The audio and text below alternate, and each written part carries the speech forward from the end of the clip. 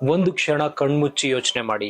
ನಿಮ್ಮ ತಂದೆ, ನಿಮ್ಮ ತಾಯಿ, ನಿಮ್ಮ ಮಕ್ಕಳು, ನಿಮ್ಮ ಹೆಂಡತಿ ನಿಮ್ಮ ಫೋಟೋದ ಮುಂದೆ ನಿಂತು ಕಣ್ಣೀರಾಗ್ತಾ ಇರ್ತಾರೆ. ಈ ತರ ಒಂದು ದೃಶ್ಯನ ನೀವು ಕಲ್ಪನೆ ಮಾಡಬಹುದಾ? ಇದೊಂದು ಸಿನಿಮಾ ಅಲ್ಲ. ಇವತ್ತು ನಮ್ಮ ದೇಶದಲ್ಲಿ ಅದೆಷ್ಟೋ ಜನರ ಮನೆಗಳಲ್ಲಿ ನಿಜವಾಗ್ಲೂ ನಡೀತಾ ಇರುವಂತ ಸತ್ಯ ಘಟನೆ ಇದು. 25, 30, 35 ವರ್ಷದ ಯುವಕರು ಅಷ್ಟೇ ಯಾಕೆ, ಯುವ ಬಿಸ್ನೆಸ್ ಮ್ಯಾನ್ಗಳು ಕೂಡ ಈ ಹೃದಯಾಘಾತದಿಂದ ಸಾಯ್ತಾ ಇದ್ದಾರೆ. ಪ್ರಶ್ನೆ ಏನ್ ಗೊತ್ತಾ? ನಾವು ಯುವಕರೇ, ಆದ್ರೆ ಹೃದಯ ವಯಸ್ಸಾಗಿರುವ ಹೃದಯದಂತೆ ವರ್ತನೆ ಮಾಡೋದಕ್ಕೆ ಶುರು ಮಾಡುತ್ತೆ. ಒಬ್ಬ ಯುವಕ, ಅವನಿಗೆ ತುಂಬಾ ದೊಡ್ಡ ಕನಸು, ಸ್ವಂತ ಮನೆ ಕಟ್ಟಬೇಕು, ಅಪ್ಪ ಅಮ್ಮನ ಚೆನ್ನಾಗಿ ನೋಡ್ಕೋಬೇಕು, ಹೆಂಡತಿ ಮಕ್ಕಳನ್ನ ಚೆನ್ನಾಗಿ ನೋಡ್ಕೋಬೇಕು, ಮಕ್ಕಳಿಗೆ ಉಜ್ವಲವಾದ ಭವಿಷ್ಯವನ್ನ ಕೊಡಿಸ್ಬೇಕು ಅಂತ ಕನಸು ಕಾಣ್ತಾ ಇರುವಂತ ಒಬ್ಬ ಯುವಕ. ಇದಕ್ಕಾಗಿ ಅವನು ಹಗಲು ರಾತ್ರಿ ಕೆಲಸ ಮಾಡ್ತಾನೆ. ಬೆಳಿಗ್ಗೆ ಬ್ರೇಕ್ಫಾಸ್ಟ್ ಇಲ್ಲ, ಮಧ್ಯಾಹ್ನ ಊಟ ತುಂಬಾ ಲೇಟ್, ರಾತ್ರಿ ಊಟಕ್ಕೆ ಜಂಕ್ ಫುಡ್, ಆದ್ರೆ ನಿದ್ರೆ ಕೇವಲ 4 ಗಂಟೆ ಮಾತ್ರ. ಅವನಿಗೆ ಅನ್ಸುತ್ತೆ, ನಾನು ಇವತ್ತು ಇಷ್ಟೊಂದು ಕಷ್ಟಪಟ್ಟು ಸೇವಿಂಗ್ಸ್ ಮಾಡ್ತೀನಿ, ಇಷ್ಟೊಂದು ಕಷ್ಟಪಟ್ಟು ಕೆಲಸ ಮಾಡ್ತಾ ಇದ್ದೀನಿ, ಇದೆಲ್ಲದನ್ನ ಉಳಿಸಿ ಮುಂದೆ ನಾನು ಜೀವನದಲ್ಲಿ ತುಂಬಾ ಚೆನ್ನಾಗಿರ್ಬೋದು, ಜೀವನವನ್ನ ಎಂಜಾಯ್ ಮಾಡ್ಬೋದು ಅಂತ. ಆದ್ರೆ ಸತ್ಯ ಏನಂದ್ರೆ, ಅವನು ಕನಸ್ಕಂಡಂತ ಆ ದಿನ ಬರೋದಕ್ಕಿಂತ ಮುಂಚೆ ಅವನ ಹೃದಯನೇ ನಿಂತೋಗಿರುತ್ತೆ. ನಾವೆಲ್ಲರೂ ಒಂದ್ ತಪ್ಪು ಮಾಡ್ತಾ ಇದೀವಿ. ಅದೇನು ಗೊತ್ತಾ? ದುಡ್ಡು ಫಸ್ಟ್, ಆರೋಗ್ಯ ನೆಕ್ಸ್ಟ್ ಅಂತ. ಆದ್ರೆ ಸತ್ಯ ಅಂದ್ರೆ ಆರೋಗ್ಯವೇ ಫಸ್ಟ್, ದುಡ್ಡು ನಂತರ. ಯಾಕೆ ಗೊತ್ತಾ? ಆರೋಗ್ಯನೇ ಇಲ್ಲ ಅಂದ್ರೆ ಸಂಪಾದನೆ ಮಾಡಿರುವಂತ ಹಣನ ಇಟ್ಕೊಂಡಾದ್ರೂ ಏನ್ ಮಾಡೋದಕ್ಕಾಗತ್ತೆ? ಸಾಮಾನ್ಯವಾಗಿ ಯುವಕರ ಹೃದಯ ಹಾಳಾಗೋದು ಈ 5 ಕಾರಣಗಳಿಂದ.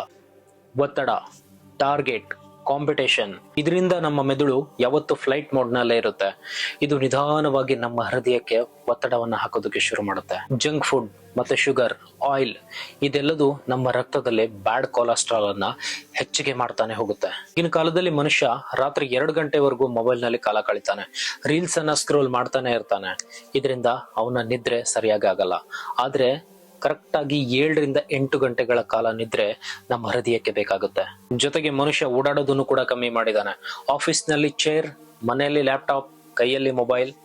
ನಾವು ದಿನಕ್ಕೆ 8 ರಿಂದ 10 ಗಂಟೆಗಳ ಕಾಲ ಕೂತ್ಕೊಂಡೇ ಕಾಲ ಕಳಿತೀವಿ.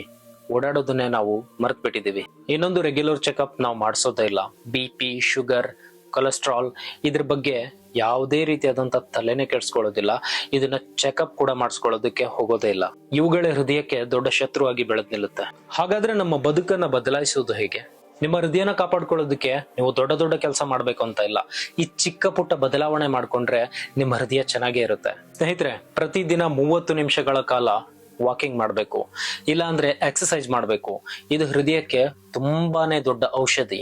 ಇನ್ನು ಆಹಾರದ ವಿಷಯಕ್ಕೆ ಬಂದ್ರೆ, ನೀವ್ ಏನ್ ತಿಂತೀರೋ ಅದೇ ನಿಮ್ಮ ದೇಹವಾಗುತ್ತೆ. ತರಕಾರಿ, ಹಣ್ಣು ಮತ್ತೆ ಮನೇಲಿ ಮಾಡಿರುವಂತಹ ಅಡಿಗೆಯನ್ನೇ ಊಟ ಮಾಡಬೇಕು. ಜಂಕ್ ಫುಡ್, ಶುಗರ್ ಮತ್ತೆ ಫ್ರೈಡ್ ಫುಡ್ ಗಳನ್ನ ಆದಷ್ಟು ಅವಾಯ್ಡ್ ಮಾಡಿ. ಸ್ನೇಹಿತರೆ, ನಿದ್ರೆ ನಿಮ್ಮ ದೇಹಕ್ಕೆ ಲಕ್ಸುರಿ ಅಲ್ಲ, ಅದು ನಿಮ್ಮ ದೇಹವನ್ನ ರಿಪೇರಿ ಮಾಡುವಂತಹ ಒಂದು ಕಾರ್ಯ. ನೀವು 7 ರಿಂದ 8 ಗಂಟೆಗಳ ಕಾಲ ನಿದ್ರಿಸಿದ್ರೆ ನಿಮ್ಮ ದೇಹ ನಿಧಾನವಾಗಿ ರಿಪೇರಿ ಆಗೋದಕ್ಕೆ ಶುರುವಾಗುತ್ತೆ.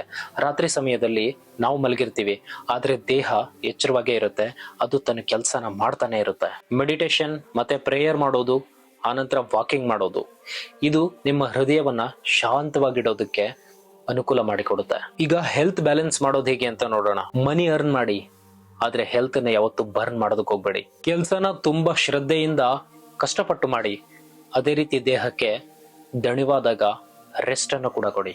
ಲೈಫ್ ಅಲ್ಲಿ ಸಕ್ಸಸ್ಗಾಗಿ ಓಡುವಂತಹ ಬರದಲ್ಲಿ ನಿಮ್ಮ ಹೃದಯನ ಮರಿಬೇಡಿ. ಒಂದು ದೊಡ್ಡ ಸತ್ಯ ಏನ್ ಗೊತ್ತಾ?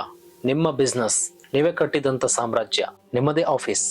ನೀವೇನಾದ್ರೂ ಸತ್ರೆ ಒಂದೇ ವಾರದಲ್ಲಿ ಆ ಜಾಗಕ್ಕೆ ಬೇರೆ ಯಾರೋ ಬಂದು ಕೂತ್ಕೋತಾರೆ. ಆದರೆ ನಿಮ್ಮ ಅಪ್ಪ, ನಿಮ್ಮ ಅಮ್ಮ, ಅಣ್ಣ, ತಂಗಿ, ನಿಮ್ಮ ಪತ್ನಿ, ನಿಮ್ಮ ಮಕ್ಕಳು, ಅವರಿಗೆ ನಿಮ್ಮ ಸ್ಥಾನವನ್ನ ಯಾರು ಕೂಡ ತುಂಬೋದಕ್ಕೆ ಸಾಧ್ಯನೇ ಇಲ್ಲ.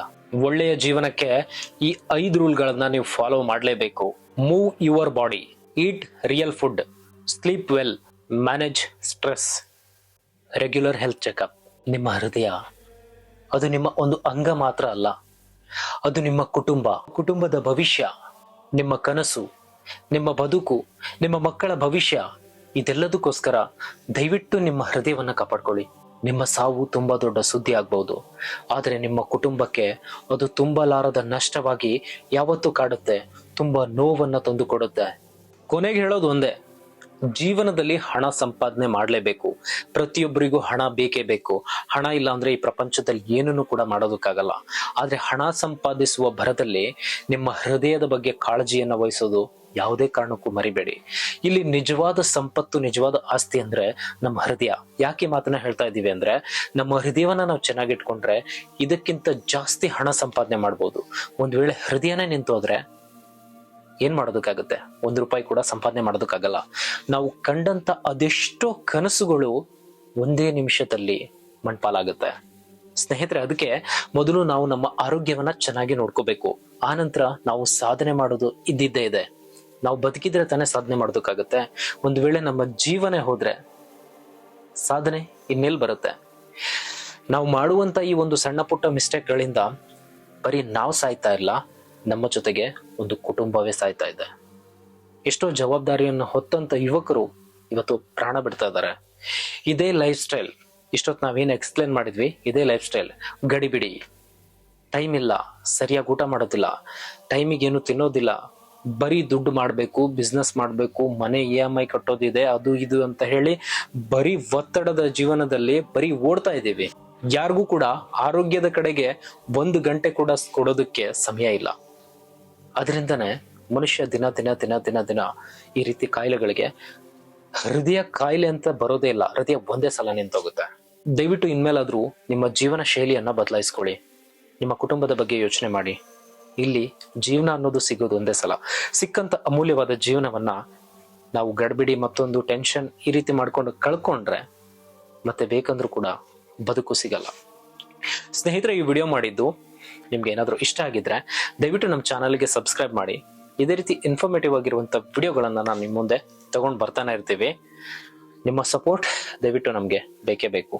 ದಯವಿಟ್ಟು ಸಬ್ಸ್ಕ್ರೈಬ್ ಮಾಡಿ, ಹಾಗೆ ವಿಡಿಯೋಗೆ ಲೈಕ್ ಮಾಡಿ, ವಿಡಿಯೋನ ಶೇರ್ ಮಾಡಿ. ಸೊ ಈ ವಿಡಿಯೋ ನಿಮ್ಗೆ ಇಷ್ಟ ಆಯ್ತು ಅಂತ ಅನ್ಕೋತೀನಿ. ಸಿಗ್ತೀನಿ ಇನ್ನೊಂದು ವಿಡಿಯೋದಲ್ಲಿ. ನಮಸ್ಕಾರ.